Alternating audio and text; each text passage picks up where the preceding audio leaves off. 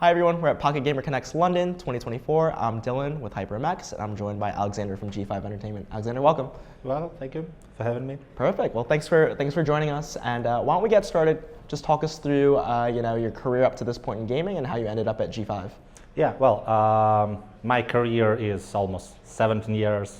To the date, I have started in marketing in B2B companies, tech companies, and roughly 8 years ago, I have joined the gaming industry.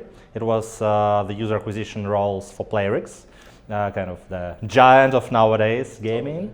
Back then, I was, you can say, changing my career. Back then, I was a director of marketing. I have started from the scratch, from the mere user acquisition manager, then UA team lead, and so on. So then I worked for a couple of years for another gaming company, also in the casual gaming space. Actually, they were one of the first companies from the post-Soviet space to have a top 10 grossing game worldwide. That was a Megapolis. That was, I believe, the top 9 grossing game in 2013. Yeah.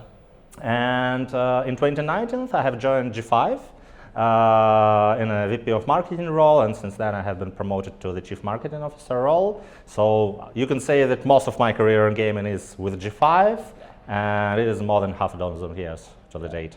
Really cool to hear. That's a great journey. It's quite the ride. And then now in your current role as CMO, maybe you could walk us through a day in your life. What are you focused on the day-to-day to kind of help improve the business? Well, I would say that kind of the most important thing, obviously, is what is going on with player acquisition, with the metrics of revenue and stuff like that. So that's where it starts. Like, you look at the dashboards, you're trying to understand what is going on metric-wise, performance-wise, and then some, I don't know, administrative stuff like looking through task managers, giving approvals, reading through emails. But I would say one of the most important things is something I'm concentrating on is people. And usually it's talking with the people, helping them to be the best versions of themselves, and helping them to understand better how they can connect what they are doing with a larger picture, and help them to understand what is the next step if they are a bit kind of confused, how to collaborate with each other. Yeah, totally. No, that's great to hear, and I'm sure they really appreciate your leadership over there. And I guess part of that as well, since you are in a leadership role over at G5, 2023, obviously it was a challenging year for everyone in the industry. Curious to understand your take on 2023. How was your business impacted? Like, did you guys see any challenges? And if so, how did you overcome them? Well, we definitely had some challenges because there is a macroeconomy that impacts the consumers worldwide, and obviously it cannot not impact the way the people are spending their time, the way the people are playing games, and obviously, as any business, we are interested in generating revenue, and if the people see their income shrinking due to their layoffs or due to macroeconomy being in not so great state, obviously that impacts the bottom line for everyone in the gaming industry. That is a challenge, and the competition was always super fierce in gaming industry, and nowadays it's not less so. So we also face that challenges. We are a portfolio company, so we rely heavily on having many games in our portfolio, and it is always challenging of launching the new games in a changing market, in a changing environment, especially when there are so many changes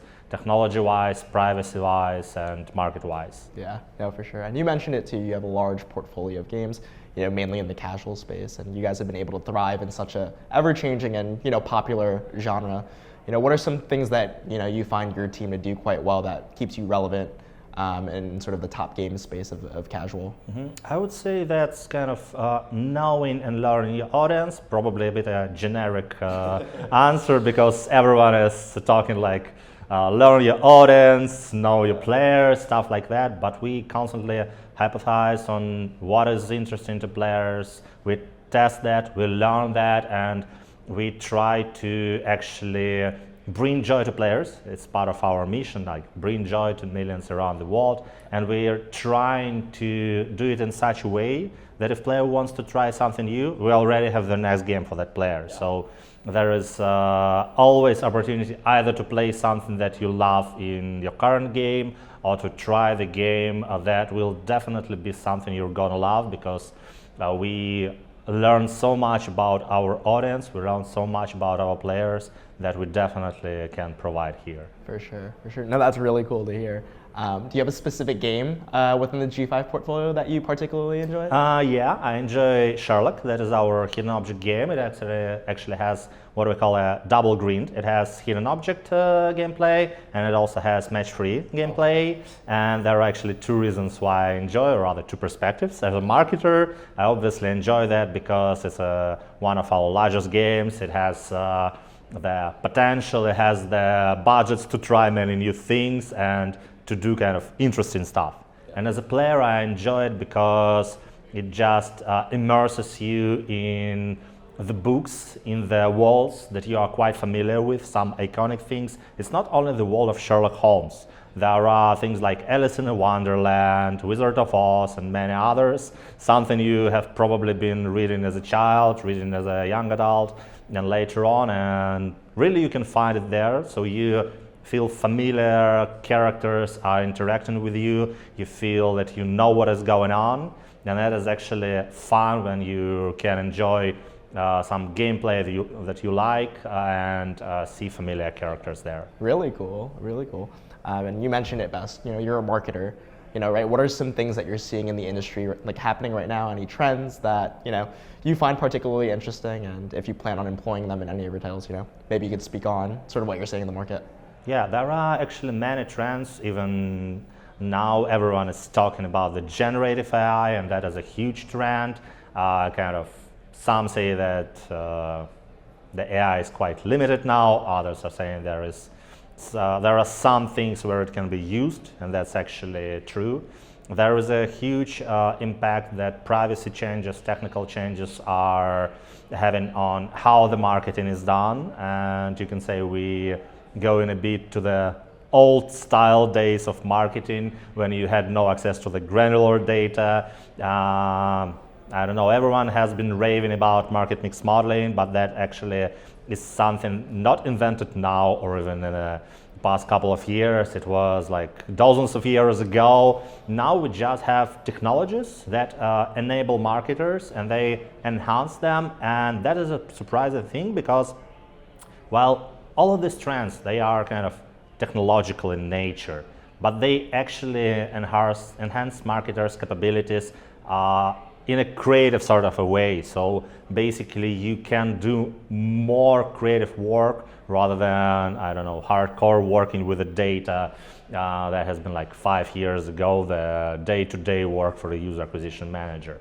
Obviously there are other trends that we also see, trends like changes in the way people play, changes in the way people interact, but these things, they are most important, you can say, for the marketing landscape nowadays. Everyone is also talking about the things like the pressure that different governments putting on the app stores about the commission, so that is also huge opportunity for everyone in the mobile gaming industry to learn whether we can provide our players more value for their money, and maybe to get a larger share of revenue and reinvest it either to developing new games, new experiences, or to improve current ones. Totally. Yeah, no, love your take on that. Definitely an industry leader there in your thinking. Last question here. With 2023 in the rear view, challenging year for everyone now that we're into this new year. What can we expect to see from you guys at G5? I would say definitely new games. As I have already mentioned, we're a portfolio company, so we're really interested in releasing new games. We're really interested in ideating something new, in testing that, be that soft launch or just testing the ideas. And obviously, we want to bring that, or at least part of that, to the global launch and to distribute across all of the platforms to make sure that the people are able to get the joy we are willing to bring them. Yeah, amazing. Well, lots to look forward to, and we'll be sure to keep an eye out. Aleksandr, I appreciate the time. Thank you so much for joining us, and enjoy the rest of the event. Okay, thank you. Thank you for having me.